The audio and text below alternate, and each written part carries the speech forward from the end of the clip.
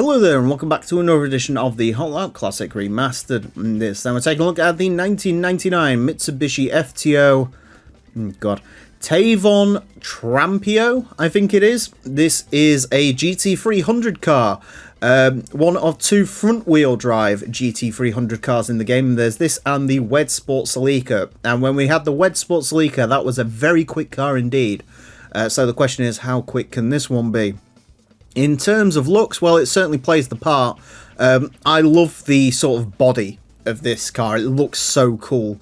I like the LM edition. I've spoken about the FTO LM edition being sort of mad, but I think sort of looking at the two side by side, this one would be my preferred sort of body style. And indeed, even Polyphony thought that when they'd gone to create the FTO Super Touring car in the later games. I think that car wasn't quite as mad as the LM edition, which is a bit of a shame, but yeah, I would have sort of liked to have seen both cars sort of carry on the LM edition and then this carry on as the GT300 car, but they decided against that. In fact, GT would be very scarce on GT300 cars beyond this point. The livery on this, not as big a fan. White and blue does work. I'm not so convinced on the paint splatters. I'm assuming this is one of the companies sponsoring this is some sort of like Japanese Dulux or something.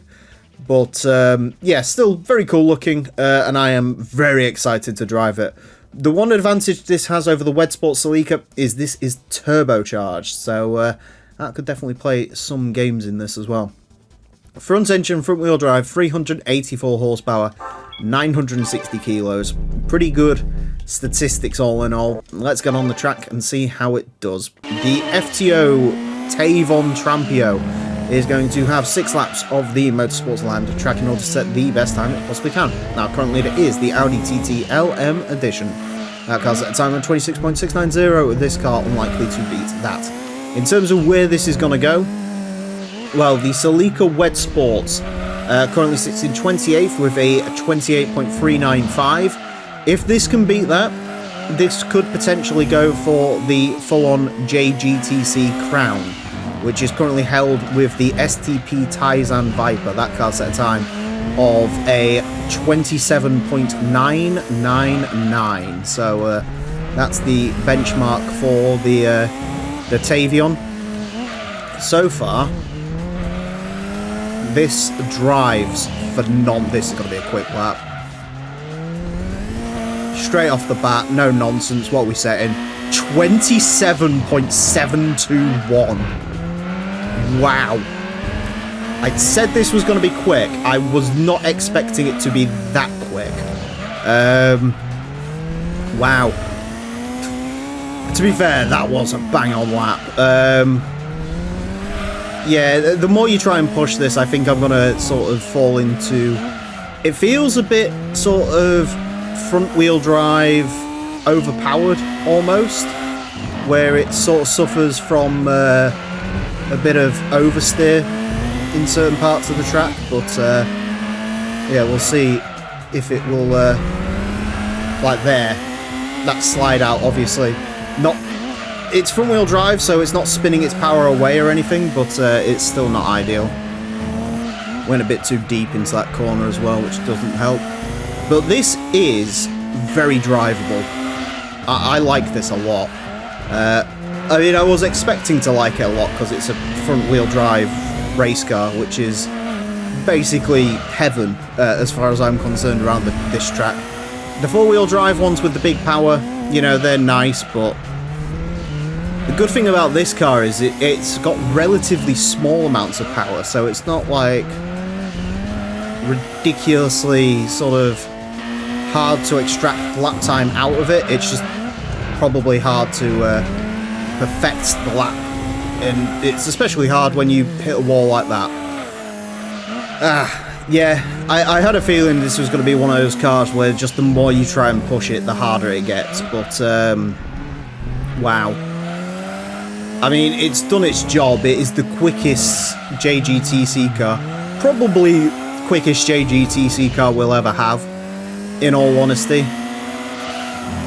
See, even when I'm like trying to drift it, I still get a 30.250 in this. It is just phenomenally quick. Really is. Really just lovely car to drive. No complaints on that one whatsoever. I think my only complaint is looking at the leaderboard. I wish I was about 8,000th of a second quicker. And according to the splits, it could have been. Yeah, I think if I had nailed the braking zone on lap 4, I probably could have got an extra little bit out of it. But either way, I mean, I'll take that. That is a phenomenally quick car. Yeah, it's just bang on. Handling wise, it is absolutely bang on. Perfect.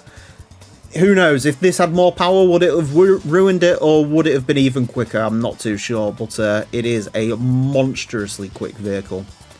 A 27.721 will place it into 8th. It goes in between the Mitsubishi Lancer Evolution 6 rally car and the Mitsubishi Lancer Evolution 5 RS. It is quicker than a 22B. It is quicker than the R390 GT1 LM edition. It is 0.2 and a bit up on the Taeivon Viper. I mean, it's half a second quicker than that Wed Sport Sleeker. I think if that Wed Sport went around again, I could probably get it into the, like, very late, early 28s, but yeah, I mean, stuff quicker than this. It is a shame. I think, realistically, this probably could beat the Opel Tigra rally car into 6. I don't know if it would have done much beyond that, but it definitely could have beaten that. But yeah, those are the ropes sometimes. Sort of very crowded market there, but no, phenomenal. And it is only like 0.7 slower than the FTO LM edition, which had like 200 more horsepower than this. So does make you think, doesn't it? Anyways, that is it for this episode. Thank you all very much for watching. Join me next time when I'll be driving something completely different. Until then, farewell.